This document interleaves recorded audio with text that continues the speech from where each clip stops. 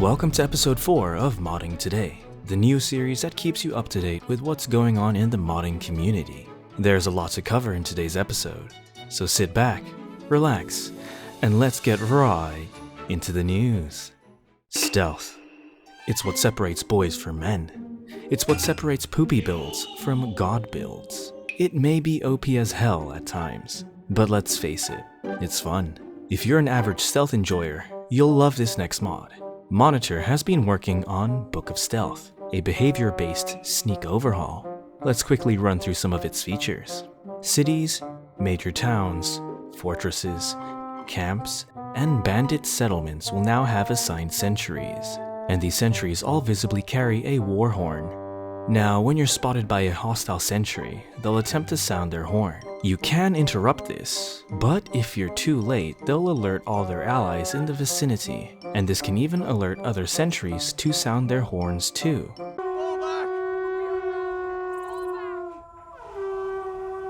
So it's best to take these sentries out or avoid them when sneaking.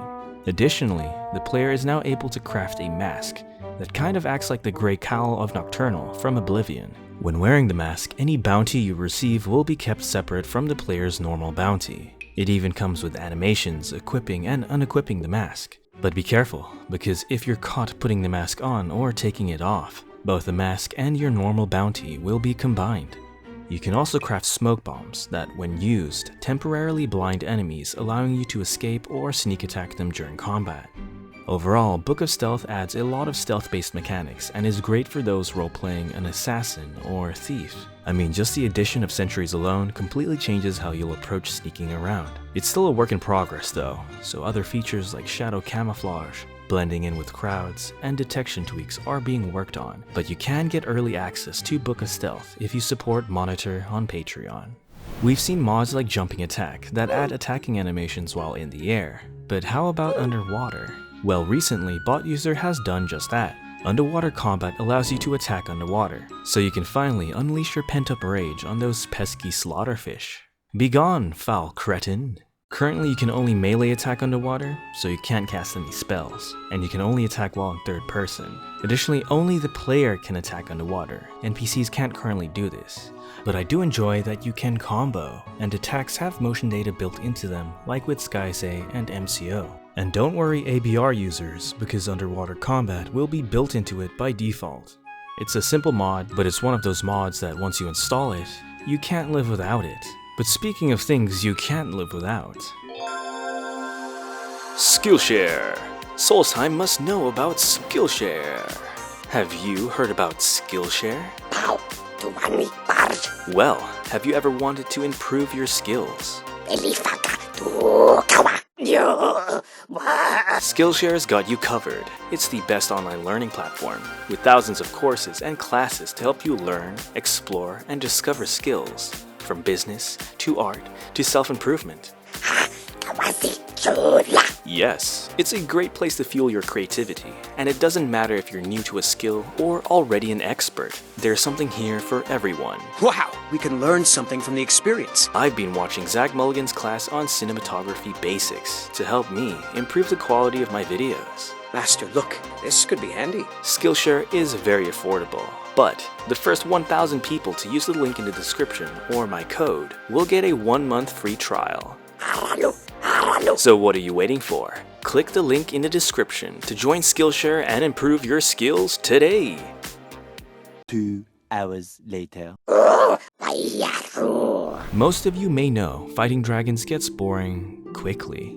Very quickly. I believe a part of this is due to their animations on land. They're pretty bland and repetitive. Understandably, the lack of diverse attacks quickly turns what was supposed to be a highlight of the game into a tedious chore. So TLDR, dragons kind of suck, but it's not a complete lost cause. Those who have been following previous Modding Today episodes will know that Skyrim's animation scene has exploded this past year, and we've started seeing new attack animations for creatures, and there's a lot of potential here. Thankfully, D-Star has been working on dragons recently. Now, a lot of work still has to be done, but man, am I excited to see new animations for dragons. The overall goal is to overhaul them to make combat with them actually fun.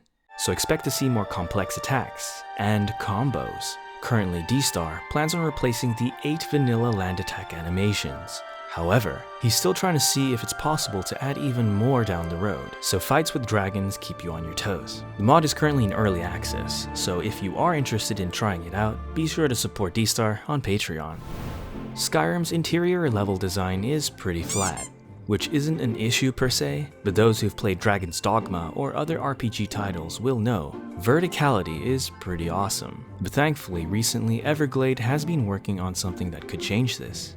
Animated Traversal. This mod implements markers the player can interact with to traverse obstacles or climb ladders. Interactions come complete with animations and sound effects. Though the camera is currently static, there have been some major breakthroughs recently regarding animated camera movement, so hopefully this will be implemented down the road. But what's really neat is that other modders can use animated traversal as a resource to create and design locations using these markers. What you're seeing so far is footage of Everglade's testing cell. However, more recently, they've been working on Flat-Footed, a small light-hearted quest mod that features a location with vertical level design. A fellow adventurer. I'm Nog Gramorak. What great timing. Flat-Footed acts as a proof of concept for animated traversal and showcases these markers in action. Now, I won't spoil too much of it, but I will say this to those who decide to try it out. Don't soak your loins, and good luck finding the cat. I really do hope other authors play Flat-Footed to get inspiration and use animated traversal as a resource to add verticality, overhaul, or just spice up locations in general. If you think about it, animated traversal opens up a lot of possibilities. Cool puzzles or other animations like riding ziplines can be created, so I'm really excited to see what other authors can come up with in the future. Let's talk about paired animations. Earlier this year, Professor Jack released an animation merging tool that allows for the creation of paired animations, which was a massive breakthrough. And since then, some authors have been using the tool to create nifty things like custom kill moves. Now, custom kill moves isn't completely new, and back in 2015, Zaz's paired animation rig allowed for them to be created. However, that rig is only available for older versions of 3ds Max, which, well, good luck getting that. You literally can't even purchase it nowadays, so you'd have to go sailing. So because 3ds Max isn't really accessible, and the Skyrim community is horny as hell, 99% of the animations that have been created using paired rigs have been sussy. But okay, it's 2022, and the combat scene is finally catching up.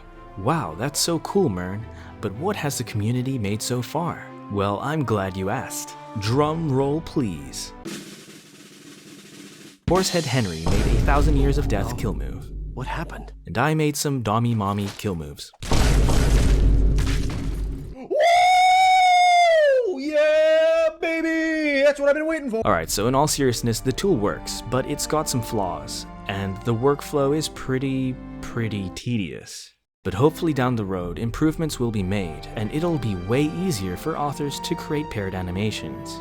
But keep in mind, we're not just talking about new kill moves here. It's very possible we could use this tool to create takedown animations from games like God of War or Ghost of Tsushima. So I'm really curious what's going to be possible in the future with the use of this tool. The merge tool is free to use, but if you want to support the development of the tool, be sure to support Professor Jack on Patreon.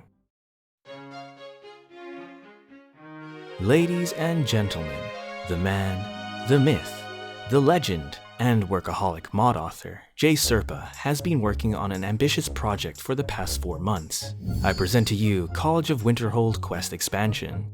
The name of the mod is pretty self-explanatory. Upon joining the college, you'll now have extra quests to complete before you can progress through the college's quest line. Now, the overall goal of the mod is to actually have the player learn something about magic in order to progress. Because as some of you may already know, you don't have to do any magic whatsoever to become Archmage in vanilla Skyrim, which is pretty ridiculous. That's like becoming a scientist and not knowing that the mitochondria is the powerhouse of the cell. Alright, I'll admit that's a pretty terrible analogy, but you get the point. Todd Howard kind of just expected us to use spells along the way. However, this was never mandatory, and that's not very immersive, Mr. Todd Howard. But thankfully, College of Winterhold Quest expansion forces the player to learn and apply their knowledge of the magical arts in order to become a successful student. So expect to learn and use various spells from the different schools of magic, and getting called a dumbass for failing Urag's book quiz. Now, you must be thinking, Mern, that's crazy, but when is this mod going to be released? Well, soon. Very soon in fact. Jay Serpa and I have done some coordination, and the mod should be up after I publish this video. So what are you waiting for? Download the mod, visit the college, and prove you're not a dumbass to Urag.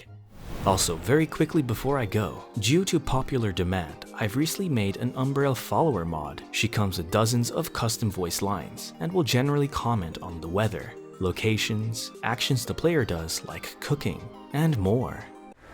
Well, got something to say?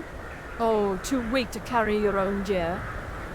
Oh yeah, she'll also detect which mods you have installed, and roast you if you have any sussy mods. I swear it's lore friendly. It's all explained in the Skooma Runner music video. She achieved Kim, and for those who don't know what Kim is, watch this video and be prepared to never see the Elder Scrolls universe the same ever again.